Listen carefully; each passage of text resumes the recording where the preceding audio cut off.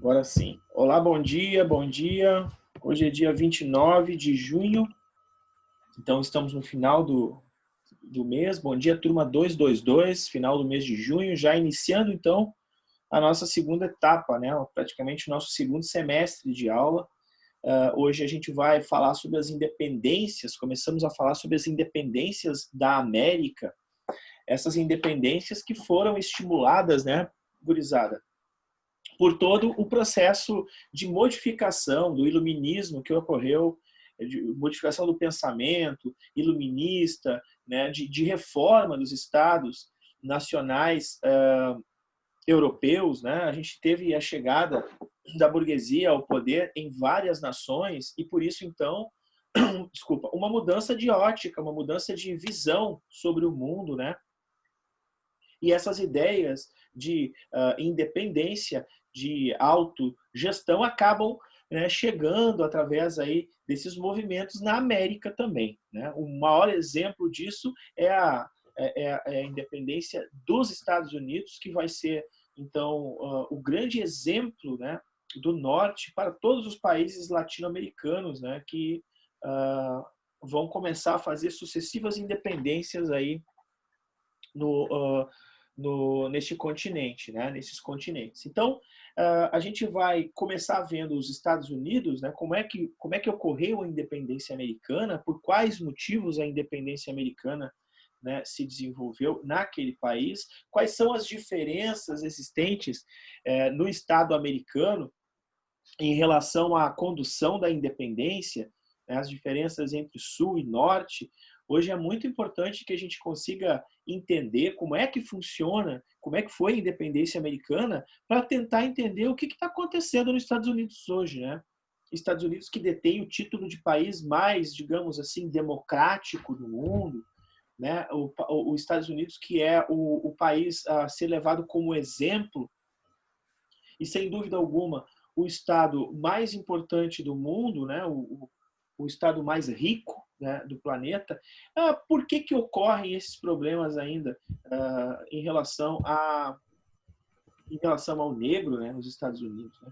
O que acontece naquele país? Qual é o contexto, né, desses episódios que estão ocorrendo lá? E para isso, então, a gente está aqui. A gente vai fazer uma discussão hoje sobre esse problema, né, de como ocorreu essa independência nos Estados Unidos e quais são as mazelas que ficaram, né? Quais são os problemas que ficaram até hoje. Para isso, então, eu vou pedir a vocês que, por favor, façam a leitura do capítulo número 16, que é esse capítulo que a gente está trabalhando agora. Então, capítulo número 16 da FTD é o capítulo que tu tem que procurar ler, compreender este capítulo, e esse capítulo vai falar, né, metade dele vai falar sobre a independência americana e a outra metade desse capítulo vai falar sobre as independências na América, né? Ou seja, latino-americanas. Né? Então, a gente vai procurar compreender como é que funcionou esse processo. Para isso, então, eu vou dividir a tela com vocês, vou pedir licença aqui, para que a gente possa observar, compartilhar aqui o meu slide, onde a gente vai observar, então, a colonização inglesa. Pessoal, se alguém tiver alguma dúvida durante a nossa explanação, por favor, pode chamar aí, né? Pode perguntar, fique bem à vontade. Então, vamos lá. A colonização inglesa, ela ocorre, né, no início, basicamente no início aí do século, perdão, a colonização inglesa, ela vai ocorrer no final aí do século XVI, né? O início da colonização inglesa, ele ocorreu basicamente com o reinado de Elizabeth I, o reinado de Elizabeth I foi muito importante, e Elizabeth I que vai ser uma grande responsável, digamos assim, por estabelecer um padrão elevado, né, do desenvolvimento do Estado inglês neste século XVI, no século XVII, e que vai entrar em crise lá no século XVIII, né, com a chegada, né, no poder da burguesia. E aí a gente vai ver a gente estudou isso, né? As revoluções gloriosas e tal. Então a Elizabeth I, ela foi muito responsável, né, por colocar a Inglaterra num patamar importante de desenvolvimento econômico e tal, né? E ela tem uma tentativa, no início, fracassada de ocupação, então, dos Estados Unidos. Vão ficar algumas colônias, são chamadas as 13 colônias, então, ali. Somente lá no século XVII, então, depois aí de 1600, né? Que, de fato, quando a Inglaterra vai ser governada pela dinastia Stuart, é que a colonização inglesa na América do Norte vai começar a dar um resultado positivo, coloquei aí. Né? Então, vai ter estímulo à imigração, solução de problemas internos da Inglaterra, né? Quer dizer, vai ter uma perseguição religiosa aos puritanos, eles vão ser expulsos de lá, né? Esses puritanos, e vão ir para a colônia, vão lá para os Estados Unidos, esses puritanos. Então, disputas políticas entre a Revolução Puritana e Gloriosa vão gerar consequência dos cercamentos dos campos na Inglaterra. A gente viu tudo isso. Então, por esses fatos, então, os Estados Unidos vão ser uma colônia de povoamento. Isso mesmo, uma colônia para se povoar. Então, a nova mentalidade colonial, ou seja, maior independência em relação à metrópole. Uma colônia de povoamento é diferente da nossa, que foi uma colônia no Brasil, uma colônia de exploração. Então, anota aí, pega a caneta, né, e anota aí esse dado, né? Esse dado é importante. Anota aí. Nós temos uma diferença entre colônia de povoamento para colônia de exploração. Os Estados Unidos foi uma colônia de povoamento, diferente da colônia de exploração, está ali embaixo, né? Eu coloquei aqui no slide. Ó, nova mentalidade, maior independência da metrópole, clima desfavorável da porção mais ao norte inglesa, né, que proporcionou o estabelecimento de um modelo colonial oposto ao exploratório do plantation utilizado na América Hispânica na produção portuguesa. Então, olha só, na exploração portuguesa. O Brasil, o que é o modelo, né, esse chamado modelo de exploração chamado de plantation? É aquele modelo de grandes plantações, como foi o caso da plantação de açúcar aqui no Brasil, que eram plantações para exportação. As plantações que o Brasil fazia não era para enriquecer o Brasil, colônia, era para enriquecer os bolsos da metrópole. Por isso que é chamado de colonização de exploração. Nos Estados Unidos não houve isso, né? Principalmente no norte. O norte dos Estados Unidos eram pequenos fúndios de desenvolvimento, né, de organização de povoamento. Certo? As colônias receberam um grande número de puritanos e um grupo de perseguidos na Inglaterra. Então, muitos presos políticos ingleses, né, que foram perseguidos religiosamente, inclusive, foram para os Estados Unidos, né, como uma forma de penitência, né? Ficaram, então, nessas colônias. Aí eu coloco ali, ó, colônia de exploração, colônias inglesas nas colônias do sul. O sul dos Estados Unidos, basicamente ali, a região próxima às ilhas do Caribe, ali nós vamos ter uma colônia no estado inglês, que são menores, mas são colônias de exploração.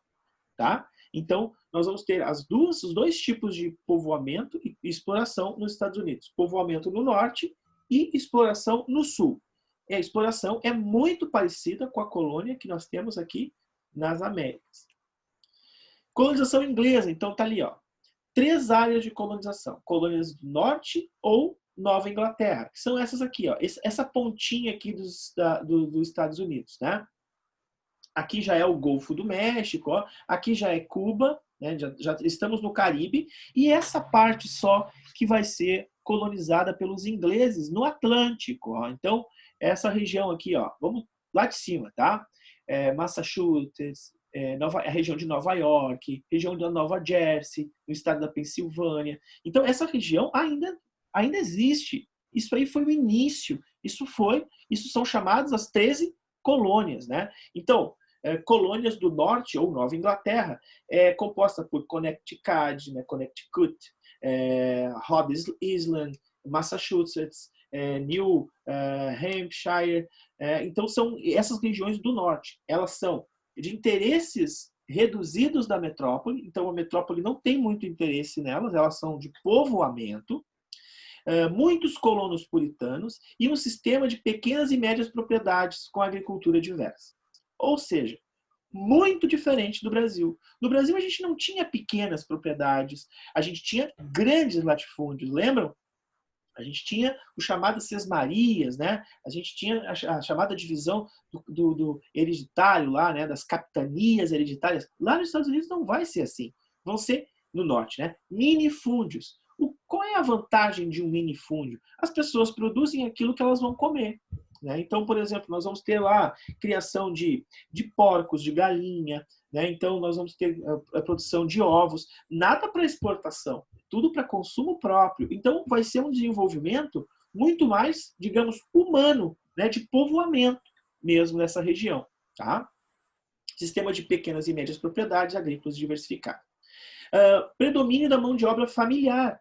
Por quê? Olha, se não é grandes latifúndios, se são pequenos fúndios, é a própria família que planta, né? É a própria família que desenvolve a sua atividade. Não vai adotar o modelo escravista, o norte. Por que não vai adotar o modelo escravista? Olha, porque eles não precisam de escravo para poder plantar. Eles têm já a mão de obra familiar. Então, tem uma perspectiva no norte dos Estados Unidos de liberdade social. Isso não quer dizer que eles tenham menos preconceito em relação ao negro, tá, gente? Por quê? Porque o negro, ele vai ser, digamos assim, ele vai ser o povo que será tirado dos estados africanos pelo próprio Estado inglês. Então, o Estado inglês vai ser um grande traficante de escravos. Eu estou lendo um livro agora, esse livro aqui, comecei a ler agora, né, é um livro do Laurentino Gomes, que fala sobre escravidão. Ele traz um dado aqui muito interessante, né? O maior, digamos assim, o maior traficante de escravos, o maior traficante de escravos da Inglaterra, gente, ele tinha como sócio quem? Elizabeth I. Deixa eu ver se eu acho aqui onde é que está. Então, vejam que a Elizabeth I era a maior sócia, não vou achar agora, ela era a maior sócia desse traficante de escravos. Aliás, vocês devem estar observando todos os movimentos sociais, né? Vidas negras importam e tal, no mundo todo. Na Inglaterra, derrubaram inclusive a estátua dele, jogaram a estátua dele dentro do rio, né? Porque ele era um traficante e eles querem tirar essas imagens de traficantes e tal, como uma imagem de quem, na verdade, predou a vida, né? Então, vejam bem, o predomínio da mão de obra no norte dos Estados Unidos, ela não é uma mão de obra escrava, ela não escrava. Manufaturas que eram destinadas inicialmente ao mercado interno, eles faziam tecido entre as famílias, bebidas, móveis, ferramentas. Então, todas essas atividades econômicas vão ocorrer no norte. Já no sul, isso não vai ocorrer da mesma maneira, a gente já vai ver. Posteriormente, vai ter a exportação para as ilhas do Caribe e para a costa africana. Então, muitas das coisas que eram produzidas lá, como ferramentas, tecidos, móveis e utensílios, vão acabar sendo exportados. Então, vejam, de uma colônia que era basicamente de familiar, né, de uma colônia familiar, eles vão começar a desenvolver um processo de produção, né, quase que autônoma de manufaturas, que é uma pequena indústriazinha. Vocês estão me escutando bem aí, pessoal? Eu não estou enxergando vocês. Sim, senhor, tudo bem. Beleza, então. Então, vejam só. Posteriormente, então, essas ilhas do Caribe, que vão receber um número muito grande de escravos vindos da África, né? De pessoas escravizadas, melhor dizendo, né? De africanos que vão ser escravizados, vão chegar... Olha só, o segundo maior lugar que vai receber mais escravos na América inteira é Cuba. E Cuba é uma ilha muito pequena do Caribe. Então, da América, o primeiro lugar é o Brasil. Né? Quer dizer, o Brasil recebe metade do número de todos os escravos que vieram, de todos os africanos que vieram ser escravizados na América, veio para o Brasil. Metade. E a segunda maior local é Cuba. E aí Cuba vai dividir esse número de escravos para o resto das Américas. Né? Então, é muito esse povo, né, africano que reside hoje, né, nas ilhas de Cuba, do Haiti, República Dominicana, na própria no continente agora americano aqui, na Colômbia, na Venezuela, é um contingente que chegou justamente no período de escravidão. Posteriormente, então, o comércio triangular dos africanos, né, na África, entre a África e a América Central e a América, né, vão ser grandes produtores de rum, assim como no Brasil se produzia a cachaça do açúcar. Colonização inglesa, então, tá ali, ó, América Inglesa, 3 áreas de colonização. Colônias do Sul, que é a Virgínia, Geórgia, Carolina do Sul, Carolina do Norte e Maryland. Né? Essas colônias do Sul, então, são colônias semelhantes da América, a nossa América, da América Ibérica. Ela é uma colônia de exploração. Então, a gente viu que as colônias do Norte eram minifúndios e de povoamento. As do Sul eram de exploração. Plantation, que é o grande latifúndio monocultural. O que significa isso? Eu tenho uma grande quantidade de terra, latifúndio. Monocultural, eu só vou plantar açúcar nessa terra. Lá nos Estados Unidos, por exemplo, se planta muito algodão, né? Muito algodão. Né? O sul dos Estados Unidos vai plantar algodão, vai plantar também chá, muito chá. E aí tu pergunta assim, mas por que tanto chá? Os ingleses adoram tomar chá. Né? Então, tem a plantação de chá, de algodão, tem a pecuária, né? Enfim, tem uma exploração muito grande da mão de obra escrava, de tabaco tá ali, né? Porque justamente o escravo ele vai ser o trabalhador que vai trabalhar em grandes extensões territoriais, né? Diferente do norte. E as colônias do centro, que é o Delaware, Pensilvânia, Nova Jersey e Nova York. Essas colônias do centro, elas são um número reduzido de escravos, mas existem escravos, né? E um destaque para atividades comerciais dessa colônia. Né? Então, é bem distinto, né? Vamos lá. Norte, minifúndios, produção de manufaturas, produção de tecido, alguma coisa assim, e as pessoas são livres. Produção, então, dos minifúndios com uma agricultura e uma pecuária que é para suprir necessidades da família, colônias do norte. Né?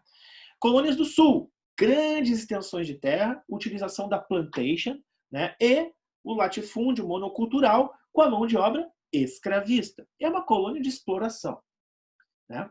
E as colônias centrais é uma colônia comercial, que vai mesclar aí um pouco de escravos e não escravos, e muitos imigrantes. Nós vamos ter, então, irlandeses, escoceses, suecos, holandeses, que vêm para essas colônias, né, e que fundam a Nova Amsterdã, que vai ser chamada de Nova York.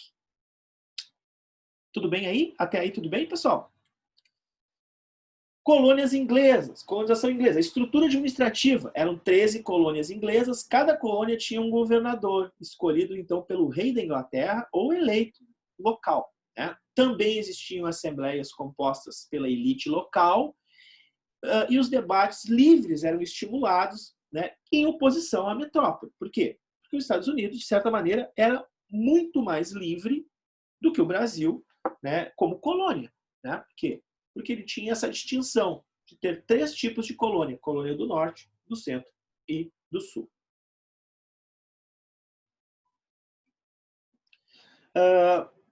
Esta significava autonomia, atribuía então às 13 colônias que fossem o primeiro país independente da América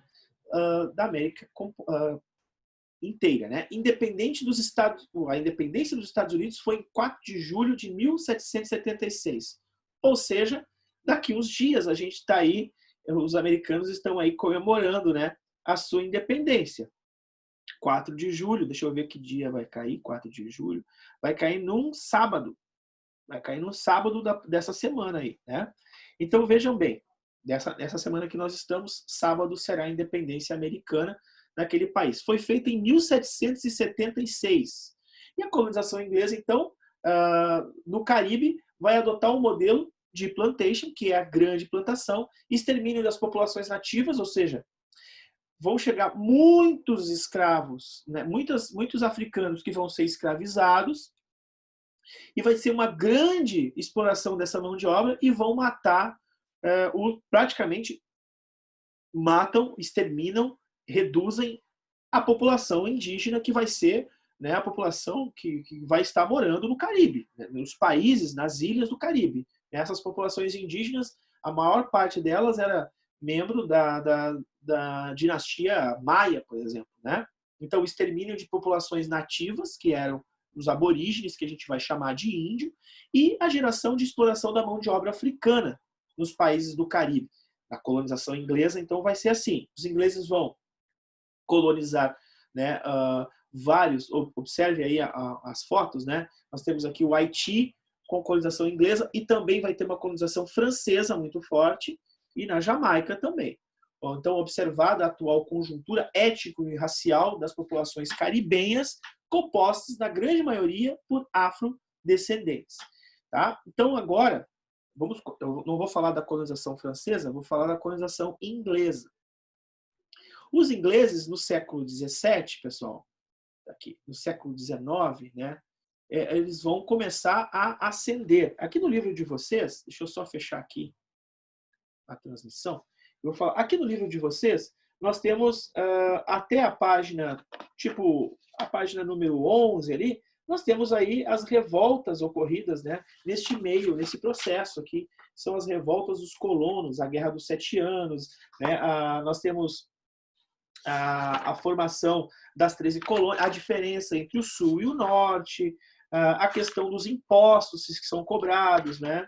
Enfim, todos esses processos vão rumar para a independência dos Estados Unidos, que será feita lá em 74.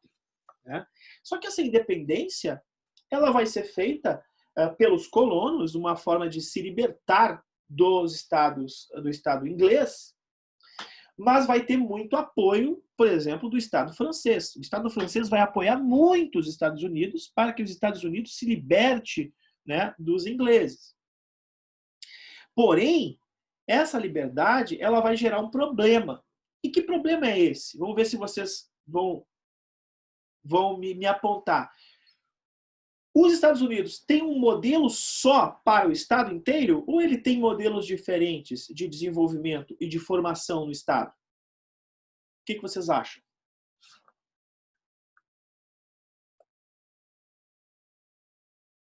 É uma pergunta.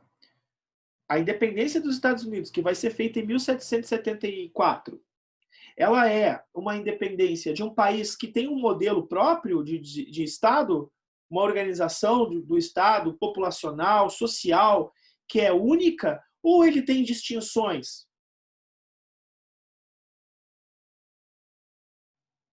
O que vocês acham?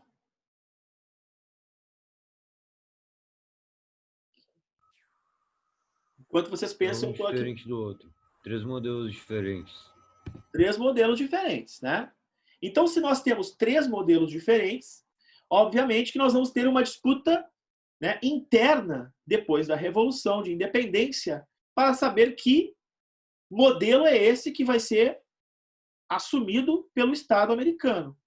Né? Por quê? Quando se faz a independência, se precisa fazer o quê depois da independência? Um conjunto de leis, né? Para estabelecer como é que vai funcionar o país. Não é verdade? Aí tem que ser feita uma Constituição. Então, a Constituição americana vai ser escrita de que maneira? Vai ser escrita com 3 tipos de estados diferentes? 3 tipos de modelo? Ou vai acontecer alguma coisa antes disso?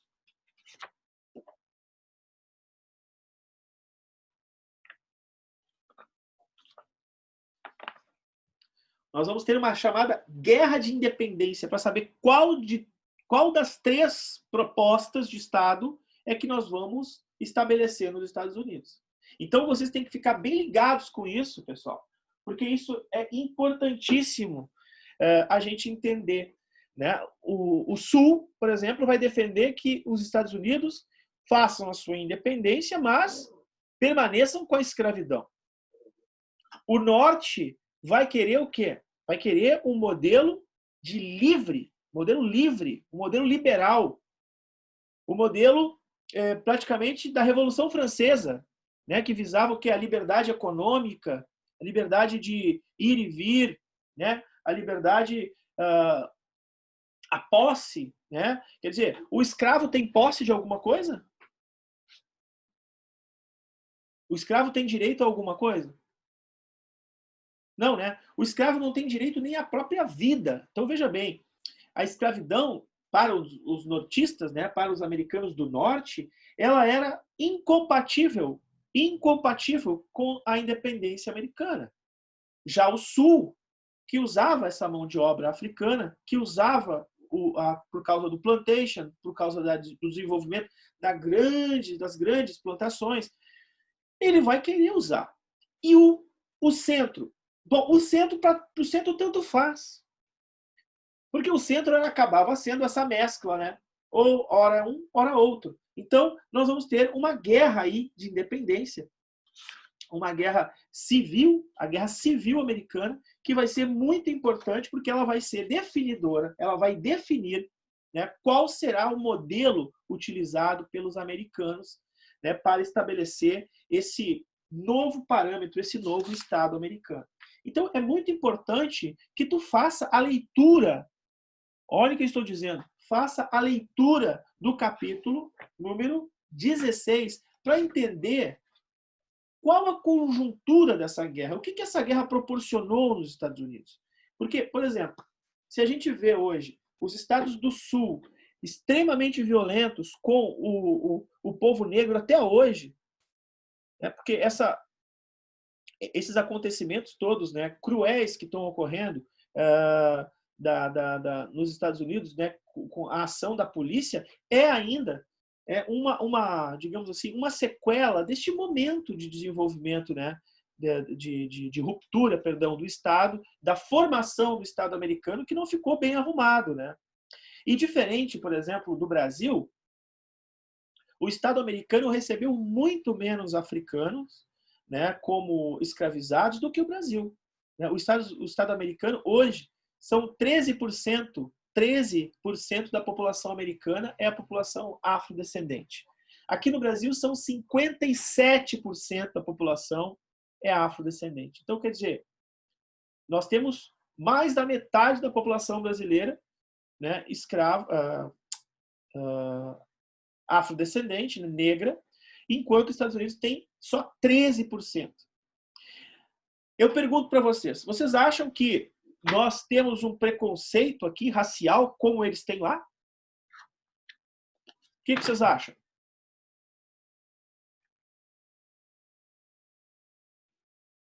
Alguém poderia participar aí, por favor? Rafaela, Otávio. Deixa eu ver aqui mais.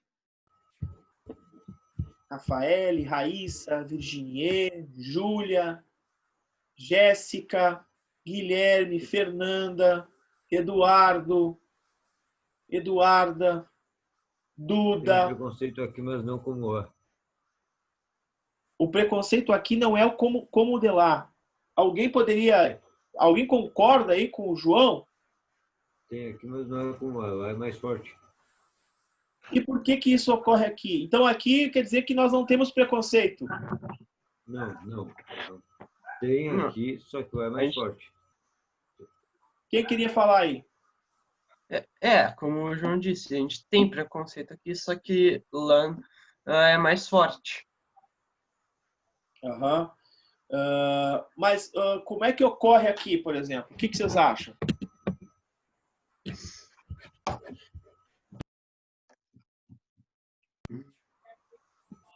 Alguém aqui na sala é racista?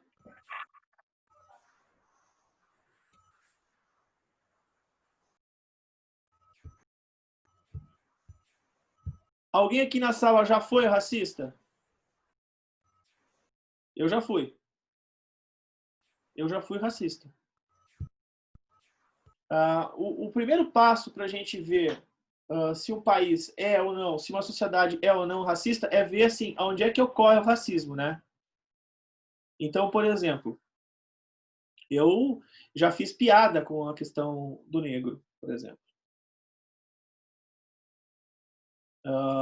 Eu já vi alguém sendo humilhado, por exemplo, por ser negro e não fiz nada.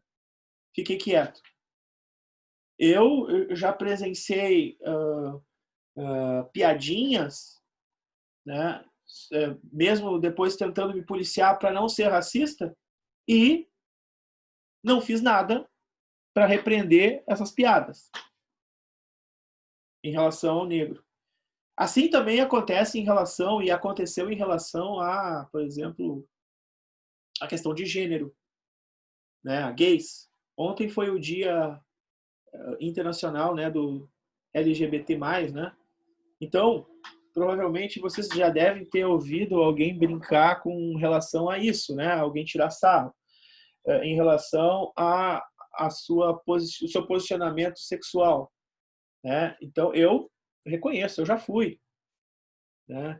E o primeiro passo para a gente se livrar do racismo é descobrir que nós fizemos parte desse processo de racismo, né? Que isso está na estrutura social, que isso é estrutural, né? Que a sociedade encara isso aqui no Brasil de maneira como, não existe, no Brasil é muito brando, acabou, a escravidão acabou lá em 1888, quando acabou a escravidão, aí acabou o racismo.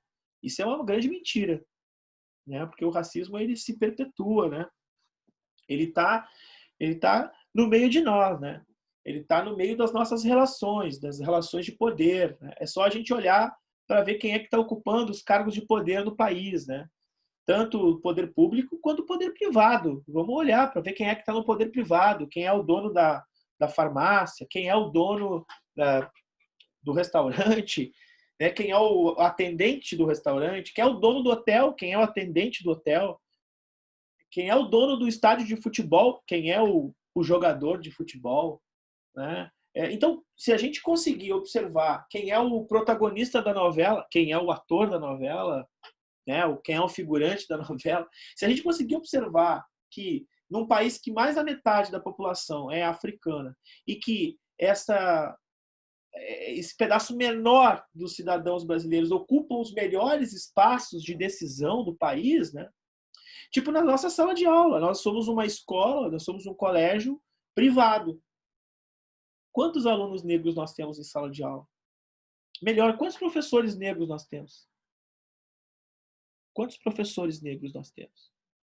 Quantos alunos negros nós temos em sala de aula? Então, são questões que a gente tem que estabelecer aí, né? E, por isso, os Estados Unidos vão ter uma briga muito grande. Por quê? Porque eles não vão, o Sul não vai arredar pé da relação de escravidão, né? E vão levar isso adiante até hoje. Então, até hoje, existem movimentos que vão surgir nos Estados Unidos. A gente já falou sobre isso aqui.